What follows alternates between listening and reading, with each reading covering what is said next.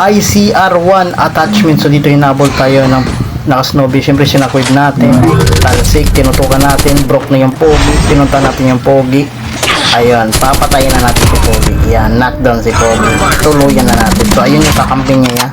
So dito tulutan ko na sana si pogi. Ayun sa kamping niya. Siyempre babalikan natin yan niya. So nag-miss di ka pa. GG's guys, GG's.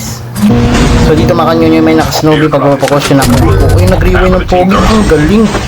So inabol natin. So dito dumaan pala siya sa harap ko ya. Ba't ka dito dumaan? Yeah, knockdown si pogi.